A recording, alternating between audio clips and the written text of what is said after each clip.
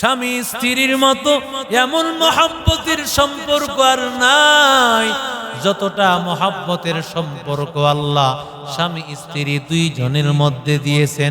এতটা ভালো সম্পর্ক দুনিয়ার কোন সম্পর্কের মধ্যে রাখে নাই। এরে আল্লাহর গোলাম,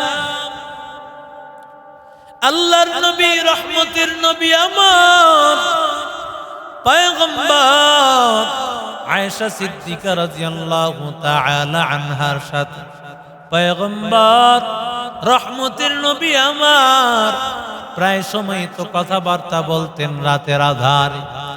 আমার নবী আয়েশা সিদ্দিকার সাথে কথাবার্তা বলতেন। আয়েশা সিদ্দিকা রাদিয়াল্লাহু তাআলা আনহা আমার মায়ার নবী একদিন লম্বা চোরা একটা ঘটনা শুনাইয়া দেয়। আয়েশা বলেন, নবী আমার একদিন বড় একটা ঘটনা আমারে শোনাইছে। 11 জন নারীর একটা ঘটনা।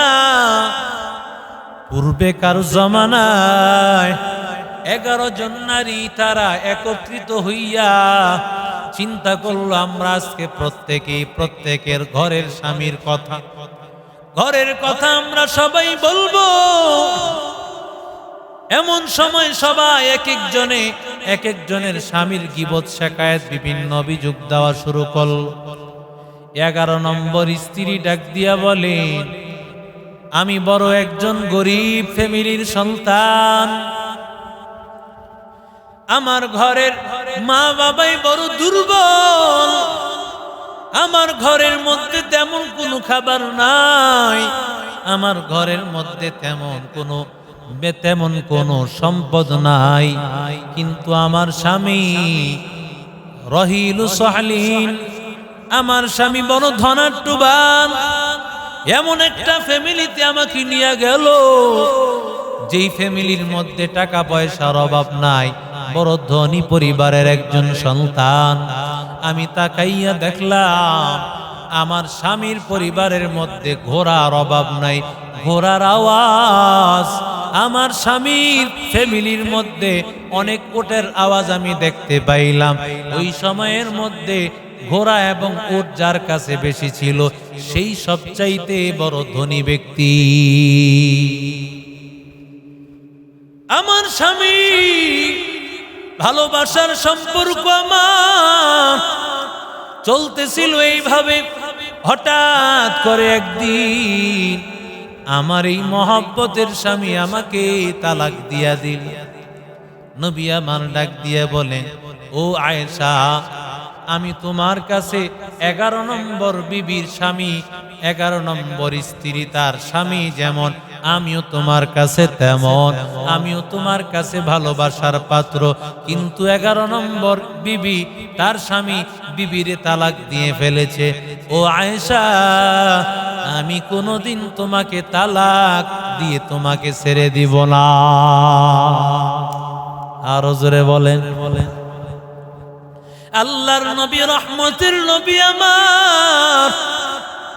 নবী আমার বিবির কাছে সহযোগিতা করতেন। ভাই, বিবি যখন কাজ করতেছে আমার নবী, রহমতের নবী বিভিন্ন সময় রান্না বান্নার কাজ নিজেই করতেন, কাটাকাটির কাজ নিজেই করতেন। পয়গম্বর নিজের জুতাটা নিজেই সেলাই নিতেন। আল্লাহর নবী, রহমতের নবী আমার, আল্লাহর নবী এইভাবে তার স্ত্রীদের সাথে কথাবার্তা বলতেন, বিভিন্ন কথাবার্তা বলে স্ত্রীকে আনন্দ দিতেন। একদিন আয়েশা সিদ্দিকা রাদিয়াল্লাহু তাআলা আনহা রাতের বেলায় পূর্ণিমার চাঁদের আলো, আমার মায়ার নবী, রহমতের নবী আসমানের দিকে তাকায় দেখেন তারকা, এত তারকা। আয়েশা সিদ্দিকাকে ডাক দিয়া বলেন, আয়েশা, আসমানের যেই পরিমাণ তারকা দেখা যায়, এই তারকা পরিমাণ কারো আমল আছে কি তোমার জানা? আয়েশা বলেন, ও পয়গম্বর, না না পয়গম্বর, এত আমল আছে কারো আছে কিনা আমার জানা নাই, কারণ আসমানের তারকা গোনা যায় না। এত আমল আবার কার হবে? মনে হয় না এত আমল কারো আছে। নবী ডাক দিয়া কয়, আমার উম্মতের মধ্যে এমন একজন উম্মত যার আমলগুলো আসমানের তারকা পরিমাণ আছে। আয়েশা সিদ্দিকা মনে মনে ভাবতেছেন, মনে হয় নবী আমার বাবার কথা বলবেন আমার পয়গম্বর।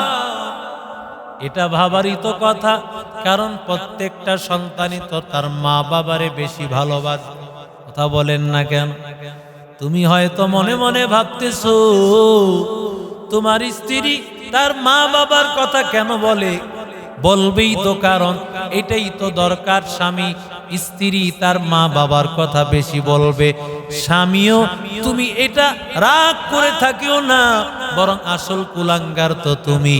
একজন স্ত্রী কিভাবে তার মা বাবারে কতটা ভালোবাসে, আর তুমি কত বড় কুলাঙ্গার। ওই স্ত্রীর কথা শুনিয়া তুমি তোমার নিজের মা বাবাকে মারতে যাও। কথা বলেন না কেন? এরে আল্লাহর গোলাম, আল্লাহর নবী, রহমতের নবী আমার নবী বলেন, ও আয়েশা, আমার উম্মতের মধ্যে উমরের এত আমল, এত আমল, উমরের আমলগুলো আসমানের তারকা পরিমাণ হয়ে যাবে। আয়েশা সিদ্দিকার মনটা বড় খারাপ। আয়েশা সিদ্দিকার মনটা বড় খারাপ, কারণ আয়েশার মনে মনে ভাবনা, আমার মায়ার নবী, আমার স্বামী হয়তো আমার বাবার কথা, আবু বকরের কথা বলবেন। আবু বকরের কথা বলেন নাই আমার নবী। নবী আমার চেহারা দেখিয়া আবু বকরের মেয়ে পয়গম্বরের স্ত্রী আয়েশা সিদ্দিকার চেহারা দেখিয়াই বুঝতে পারছেন তার স্ত্রীর মনটা খারাপ। আয়েশাকে ডাক দিয়া বলেন, ও আয়েশা, মনটা বুঝি তোমার খারাপ? ও আয়েশা, তুমি মনটা বুঝি খারাপ? তুমি মনে হয় ভেবেছো তোমার বাবার কথা আমি বলবো, তোমার বাবার কি হালাত। আল্লাহর নবী ডাক দিয়া বলেন, ও আয়েশা, ভালো করে শুনে নাও, তোমার বাবার আমল কত বেশি। তোমার বাবার এক রাতের আমল গোটা জিন্দিগির এক রাতের আমল ওমরের সারা জীবনের আমলের সাথে মিলবে না। এই জন্যই তো একদিন ওমর এসে বলে, আবু বকর, আমি তোমার এই গোটা জিন্দিগির আমল দিয়া দিতে চাই। ওমর বড় চিন্তায় পড়ে গেলেন, আবু বকর বড় চিন্তায় পড়ে গেলেন। ব্যাপার কি?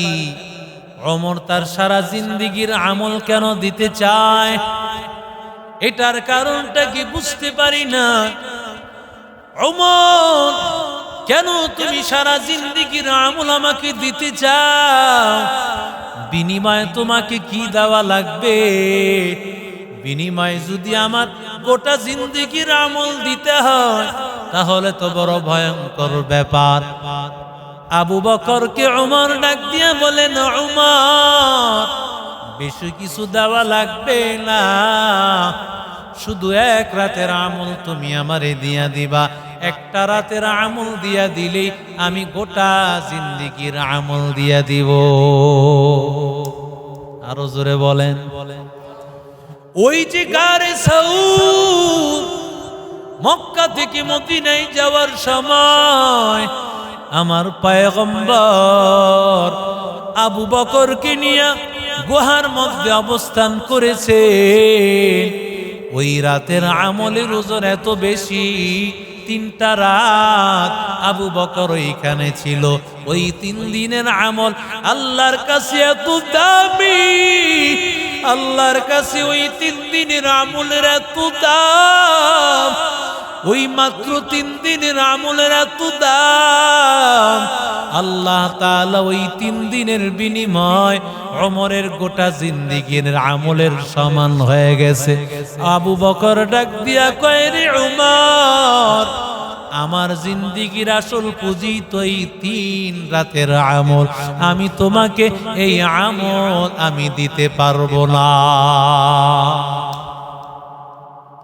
এরে নবীর আশিক উম্মতের দল, এরে আল্লাহর গোলাম, স্ত্রীদের সাথে ভালো ব্যবহার করো, স্ত্রীদের সাথে মায়ার ব্যবহার করো।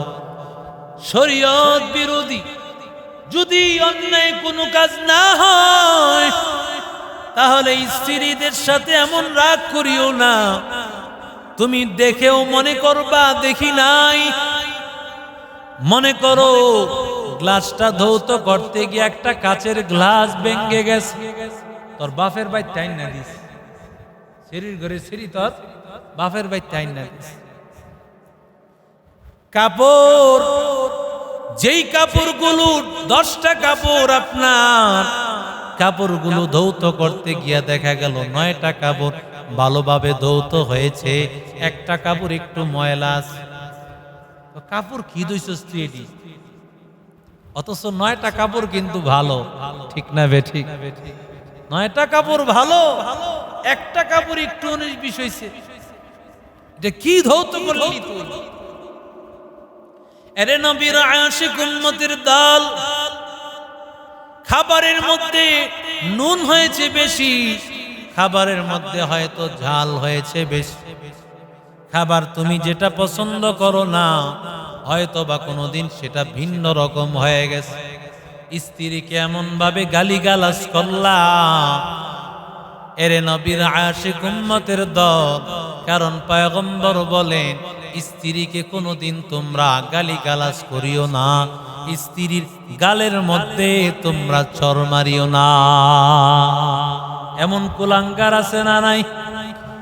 এমন কুলাঙ্গার স্ত্রীর চেহারার মধ্যে আঘাত, স্ত্রীকে গালি দেয়, একটু 19 থেকে 20 হলে গালি দেয়।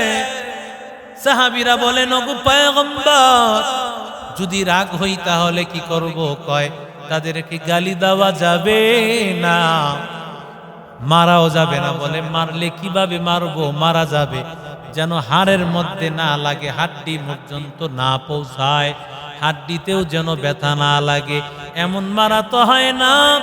এই জন্যই নবী বলেন, ওয়াস্তাউসু বিন্নিসা, মহিলাদেরকে তোমরা উপদেশ দাও, ওয়াজ করতে থাকো, নসিহত করতে থাকো, কারণ এই মহিলাদেরকে বাম পাজের হাড় থেকে বানানো হয়েছে। যদি তোমরা একেবারে ছেড়ে দাও তাহলে দেখবা ভেঙ্গে যাবে, যদি সোজা করতে যাও ভেঙ্গে যাবে, একেবারে সোজা হবে না, বক্র থাকবে কিছু। আর যদি একেবারে ছেড়ে দাও হালাকাত, তাহলে বিবাহ সম্পর্ক ছিন্ন হয়ে যাবে। তাহলে কি করব পয়গম্বর? মায়ার নবী বলেন, ও সাহাবীদের দল, ওদেরকে ভালোভাবে বুঝাও, ভালোভাবে বুঝাও। ভালোভাবে বুঝাইতে থাকলে, মহব্বত আর মায়া দিয়া বুঝাইতে থাকলে, একটা সময় দেখা যাবে স্ত্রী তোমার প্রতি ভালোবাসার সম্পর্ক হয়ে গেছে। আল্লাহর নবীর সাহাবী ওমর রাদিয়াল্লাহু তাআলা আনহুর জামানায় এক আল্লাহর বান্দার স্ত্রীর সাথে এমন খারাপ আচরণ, কথায় কথায় স্ত্রী মেজাজ গরম। স্বামী বেচারা বাহির থেকে আলু নিয়ে আসছে, ওইটা কি নিয়ে আইছি? আনতে কইছি লাউ, আনছে আলু। আনতে কইছি আলু, বাংলাদেশিরা ইন্ডিয়ান লেইছে, অথচ আনতে বলছে আলুই, নিয়ে আসছে আরেক, ওই আলু নিয়ে আসছে বলে তোমার এটা আনতে কইনি আর একটা আনতে কইছি। এমন বিবিও আছে না নাই জোরে কর?